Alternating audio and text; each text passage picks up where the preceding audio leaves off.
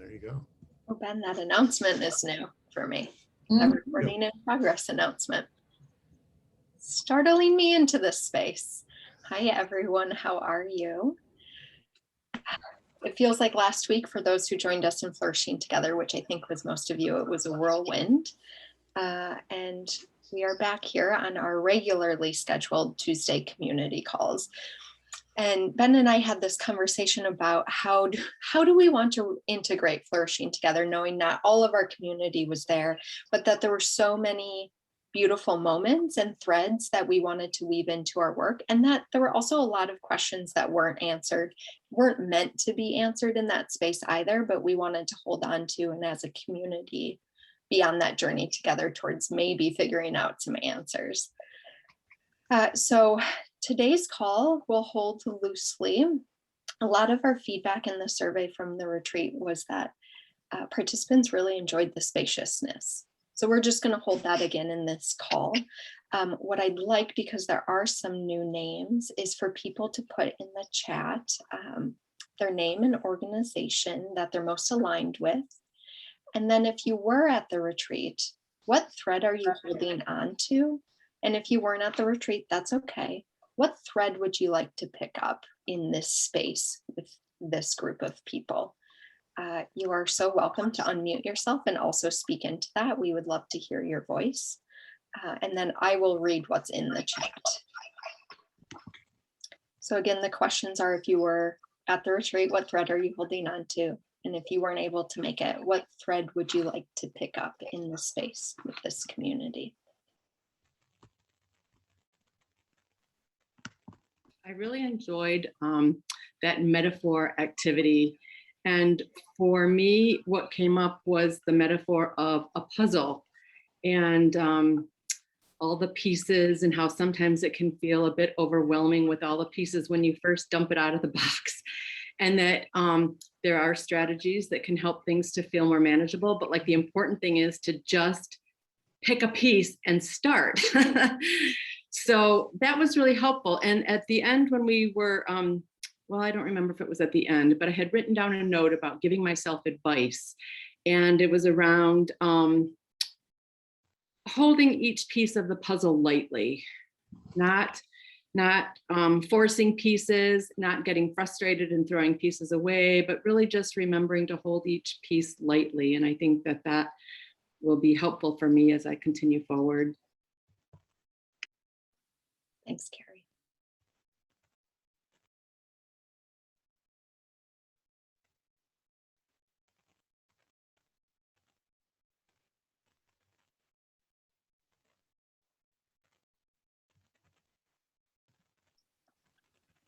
Kirsten's response in the chat, holding on to the threads of playfulness and creative strategies for land legacy. Kirsten's the story weaver in her time and place.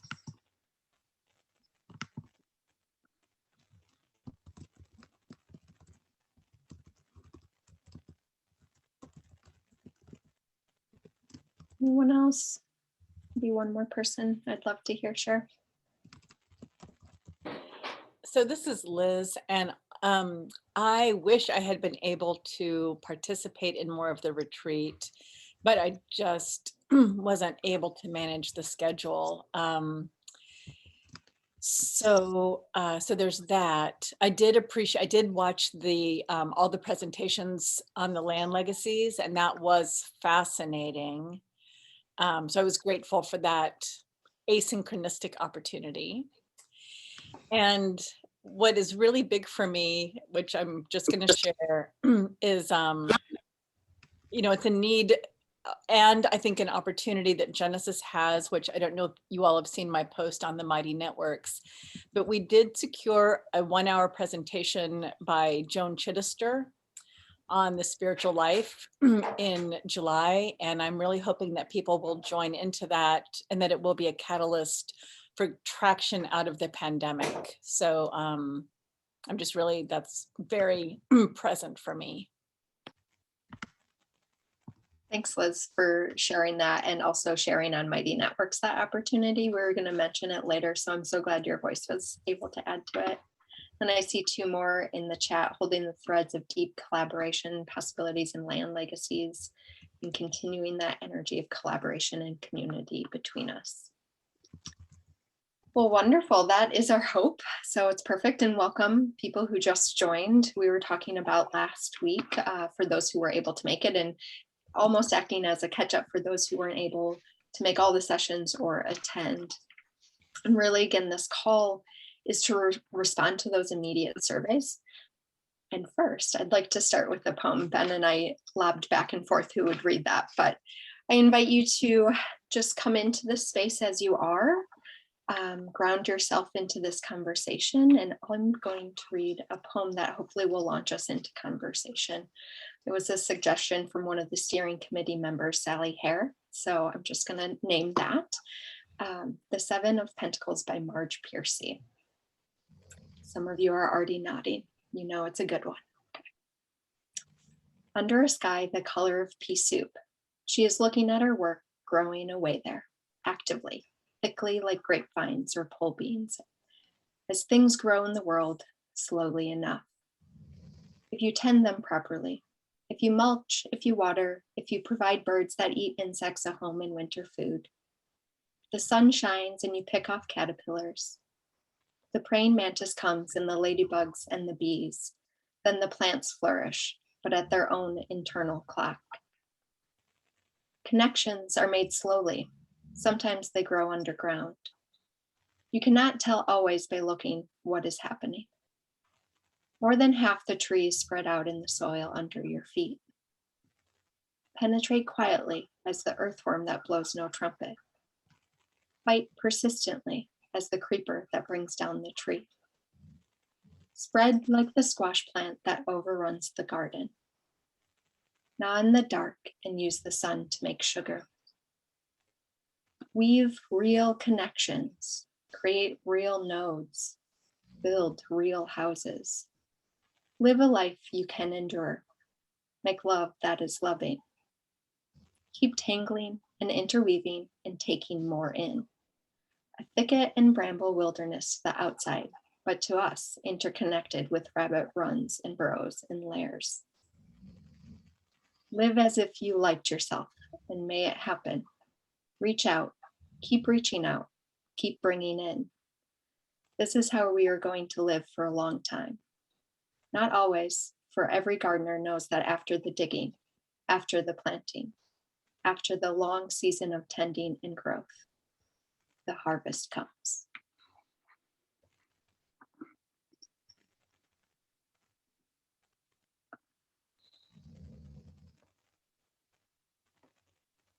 Her words in this poem reminds me of the retreat center collaboration, what we are tending to and weaving in and loving, and that connections take time. And last week's retreat was a true space of connection. The immediate survey results showed us that many said they wanted information to apply to the work, but just as many people showed that they wanted the real connections that take time through relationship building and trust making.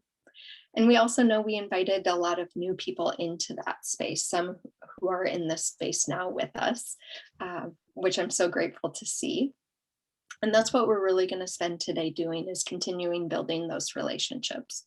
We're going to do that by picking up some of the threads of the retreat. And even though I'm talking about it a lot, you did not need to be with us last week. We will catch you up and we will continue to add on.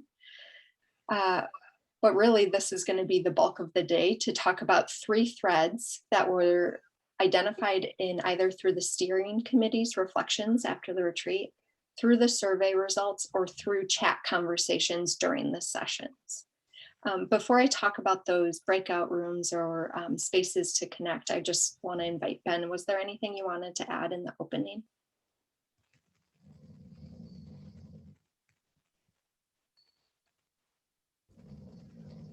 I'm just thinking about, yeah, I'm thinking about logistics. If we have a lot of people that are on a tight schedule, if there are certain things that we want to cover before we go into breakout rooms, if people need to hop off, that's all that I have on my mind.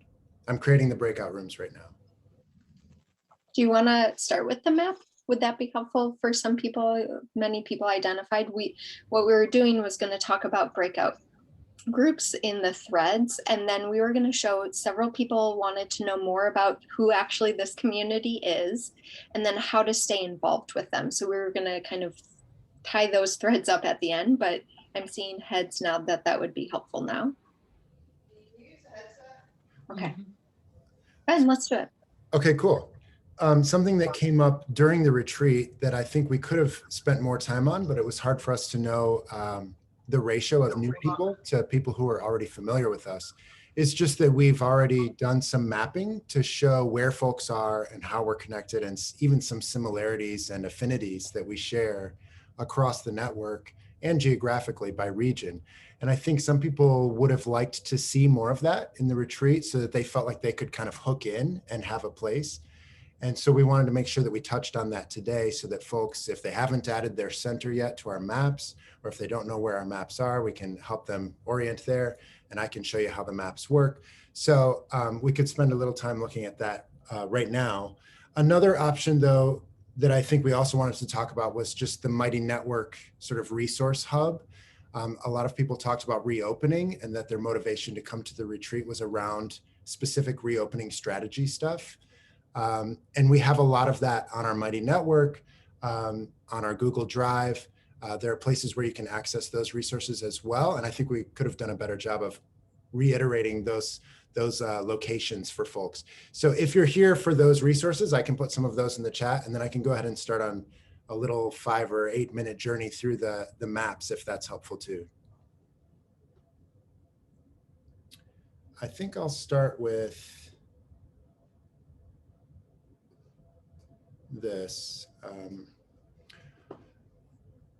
You don't need to go there now if you don't want to, but I'll put it in the chat. This is our geographic map.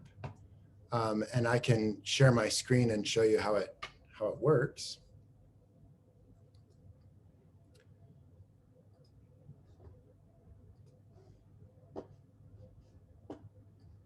How it works is we're located on water. Let me reload that. All right, can you see the United States here and Canada just above? The way I have it zoomed in might be hard to see. So I'll start with just this. This is a geographic map made out of a spreadsheet of all of our retreat centers. So very simple collection of data that is then fed into this map, and the same data is also fed into a network map. So the way this map works is there's a little dot for each center, and if you click on that dot, it will bring up this window on the left, and it'll tell you a little about that center.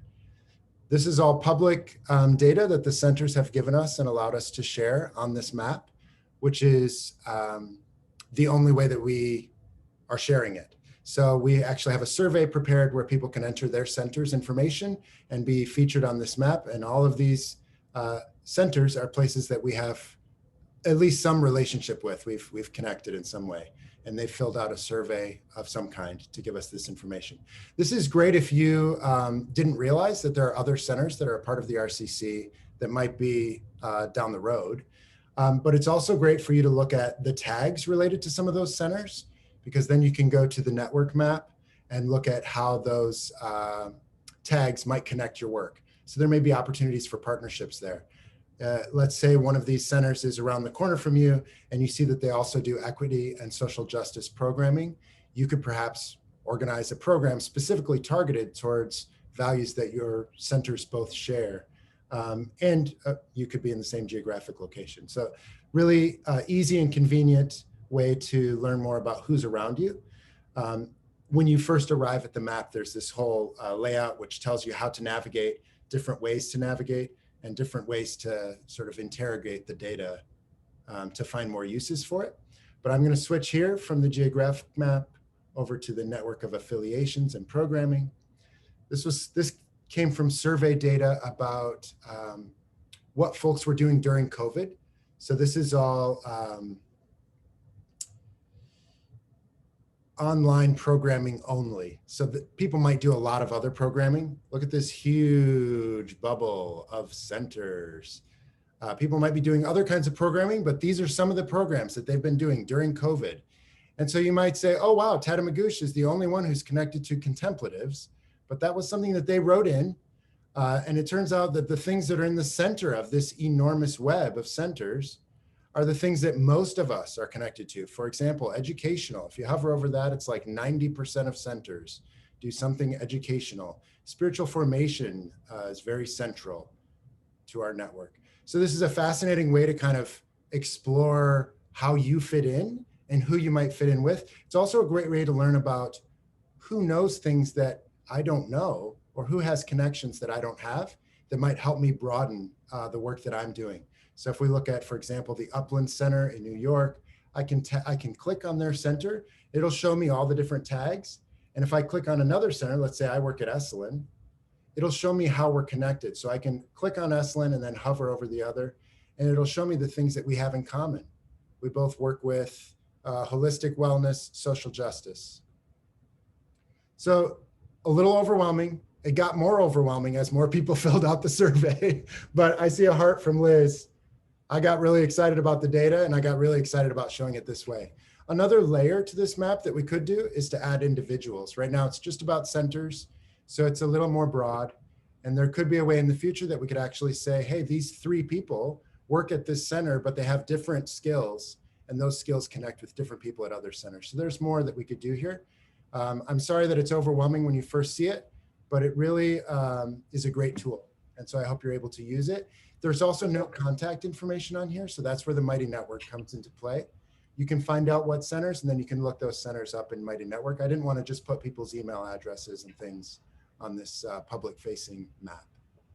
So I will stop my share there, unless there are other questions that folks want to ask while I'm here. Ben, I just love the overwhelmingness of it because it shows the depth and breadth, right? How dynamic retreat centers are. So I think that's just such a great quality. I mean, it is overwhelming, but in a really beautiful way. You can get to both of those maps on our website. Pretty simple, it's in the menu, network map and geographic map. Would it be helpful for me to also show the Mighty Network and talk through that?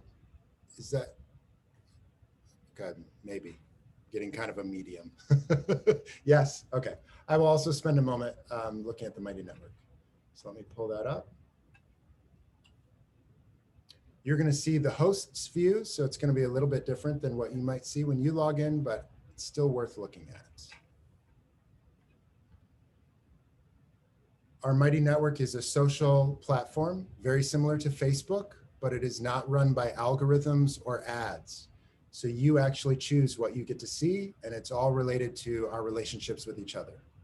So this is the sort of homepage, and it's showing my personal feed. So it's the things that I've elected to be interested in. That could change if I decided to look at it a different way.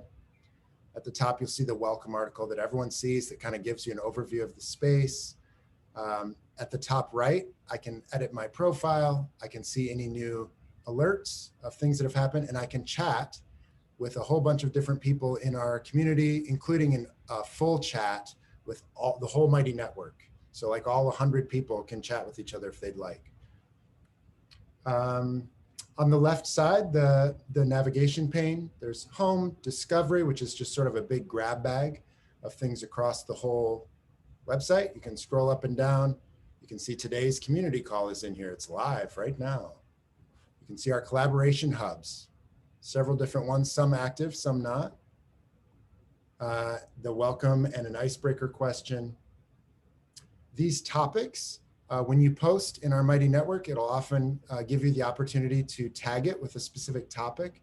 These are some of the topics that have risen up as being sort of the big ones. For example, if your center wants to hire someone and you want to put that job posting out to this network, you can just tag it with classifieds and job postings, and you'll see a whole bunch of those have come through.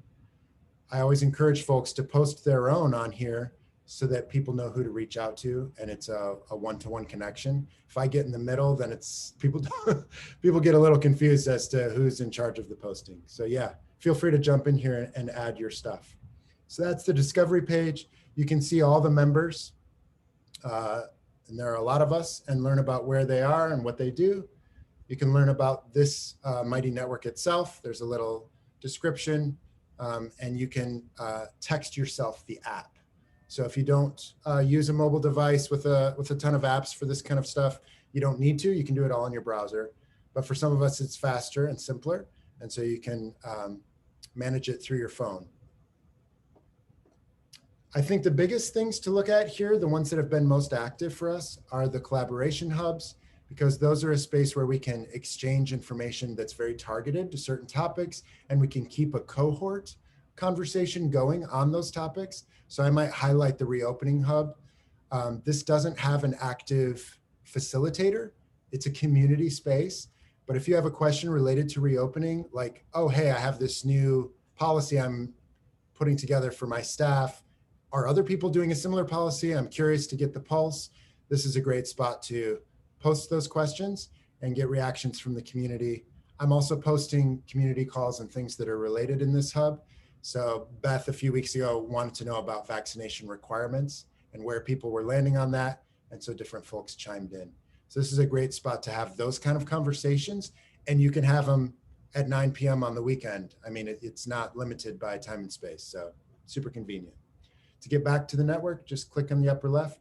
The other thing I wanted to show you is that we just made it public for anyone who's a part of our Mighty Network to join our Flourishing Together virtual course, which has all the videos and documents from the recent retreat in here. So you can say, oh, I loved that Rekindling the Spark session. I want to go back and watch, when Abdul Rahman read this one poem, I want to see what that was. And you can actually jump to that part of the video and check it out.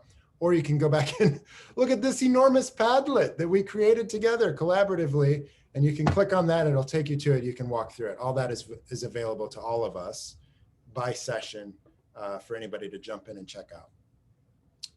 Any other questions here? Did I give enough of an overview? And I think something Anne spoke to was about getting it in her inbox, so she didn't have to go to additional places. So I will just touch on that for a setting. So personal account, my settings. This is a great way to click on notifications and decide how much you want to get notified about and which things. So I'm a host and this is my baby and I want to know everything. So I have all this stuff turned on. You don't have to have everything turned on, but there may be certain things that you want to make sure you get notified about. So you can go in there and switch things around. And when I post something in there, or when Carrie says, hey, I want to know what you guys are doing with this, you'll get an email in your inbox that says, hey, Carrie has asked this question of our network. And it's a question that applies to something you're interested in. So perhaps you're interested in knowing about it. So that can keep it threaded into your inbox if that's one way that you manage these kind of conversations.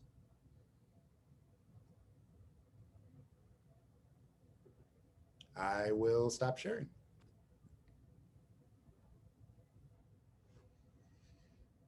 I'm excited about the potential. As you can see, when I start talking about it, there's a lot of potential there that we haven't had and that we still don't really know how to use. And that's okay. We'll figure it out together. I think what I want to make sure people know is that there isn't a right way and a wrong way, and we're learning and growing and figuring it out together.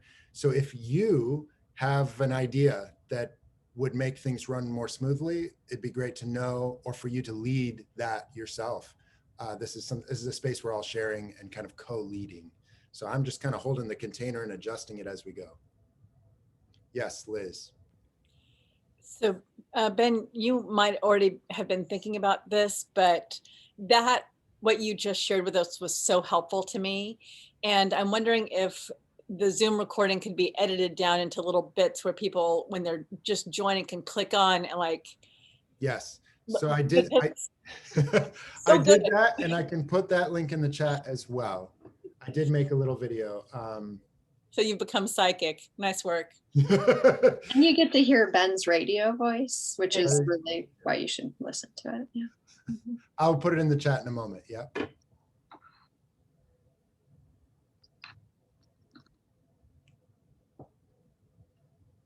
Any other questions about the Mighty Network or the Kumu maps, the network maps?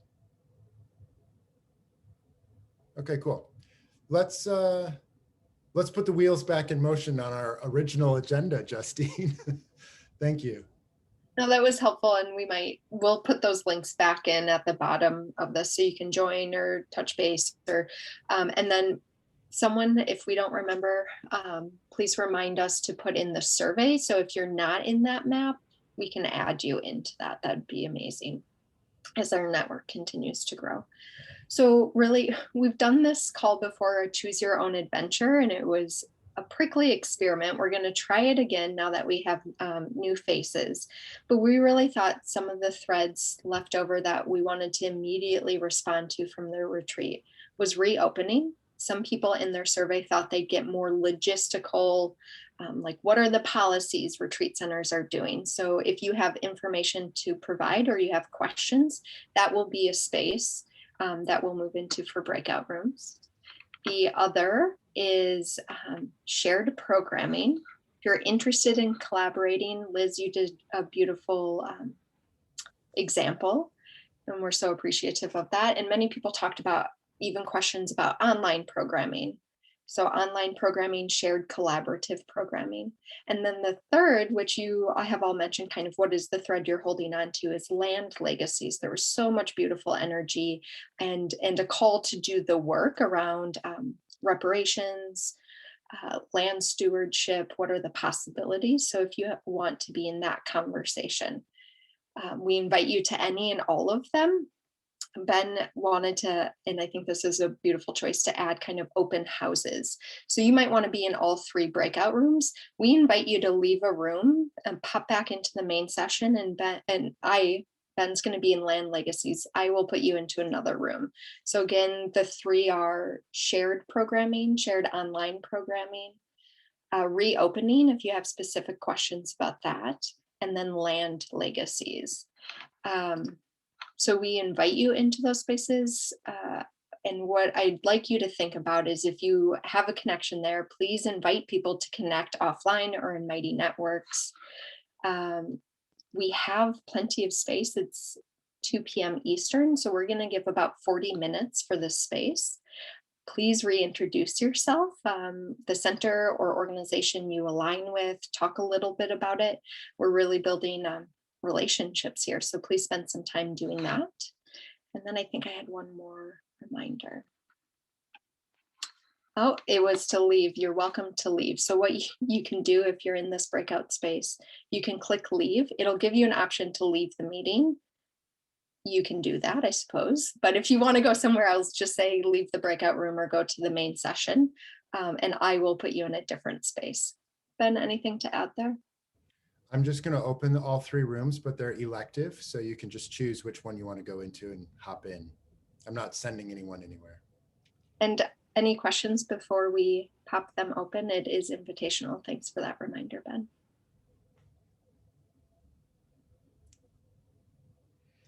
Cool. I feel like playing a trumpet or something right now.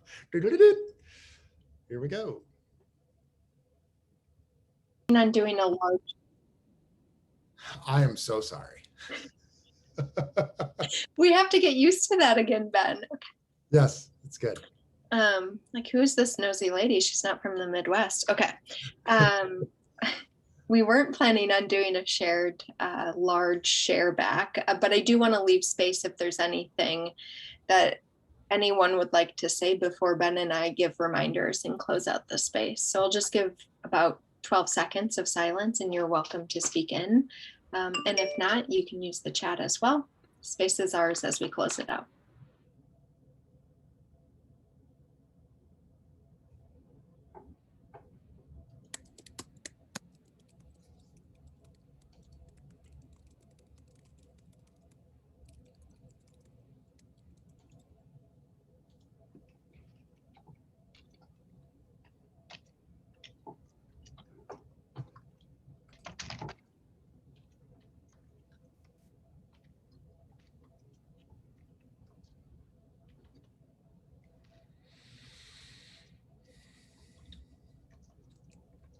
Wonderful. I like how comfortable you all are with silence.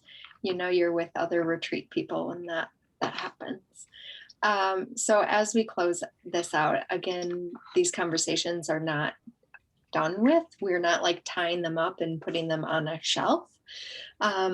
And in fact, our next call, June 8th, will be about retreat-centeredness. And I have a feeling conversations about programming, nature and land legacies, and even reopening, re-envisioning reopening will all kind of thread into that conversation. And Mel, I'm glad you had a good conversation. And we can talk a little bit more too. There's a ton of reopening blog posts. Ben, do you want to put in the hyperlink for that again? Yep. We also have a conversation hub on our Mighty Networks about reopening. We know that retreat centers are in very different spaces. Many retreat centers were open in the summer of last year. Some are just opening, and like Mel and I at our respective retreat centers aren't open yet. So there's been a lot of knowledge shared and lots of lessons learned along the way that not each retreat center needs to also make through trial and error.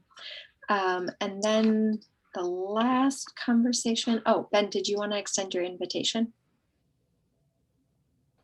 to a prayer circle? I don't think so. What are you talking about? So we have a request to hold space for a multi-faith prayer circle for reopening. And Ben, oh, there. Yes, bells of recognition. Yes. Okay. Yes, it has been brought to my attention that some folks wanted to approach the reopening conversation and just the challenges at large at retreat centers with a spiritual based call, focusing on, I don't know if it was lamentation or a camaraderie or something, but it was, can we spend some time together hearing from each other's traditions and hearing prayers and poems and that sort of thing. And I haven't heard a lot of those requests, but I heard enough that I thought I might put it out here to this community and say, hey, if this is something that we need to do, Justine and I are happy to hold the space to make that possible, honoring that we don't all come from the same traditions and there may be different ways that we want to do it, and that's great. I think Quaker silence is always welcome. Yeah, a lot of richness there. And I'm a Baptist saying that, by the way. And I've got two fairly brief prompts for people to write a prayer of lament or a psalm of lament. So if that would be helpful to share out ahead of time to kind of help people put form on what's inside, I'd be happy to share those with you. If you could send those to me, that would be great to have. I'm not sure the form this will take, but that would be great to have in our pocket. Yeah, thank you, Liz.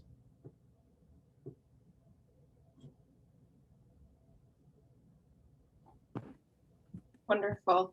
If there's not anything else, you get an extra 12 minutes in your day. Please use that to be outside or eat a sandwich. I don't know. Also, don't listen to me. What do I know? Do what you need to do. Ben, stop laughing. You have two options. Well, those are the things I want, clearly. So thank you all for sticking with us and trying something new in this space. We're really excited to see how this community grows, and we value your insights and feedback and engagement. And that's also an invitation. If you have comments, questions, suggestions, concerns, please let Ben or I know, and we are happy to hear them and mold this how it needs to be molded. So thank you all so very much for spending some of your afternoon with us. Good to be with you. Thank you. Thank you. Enjoy your sandwiches.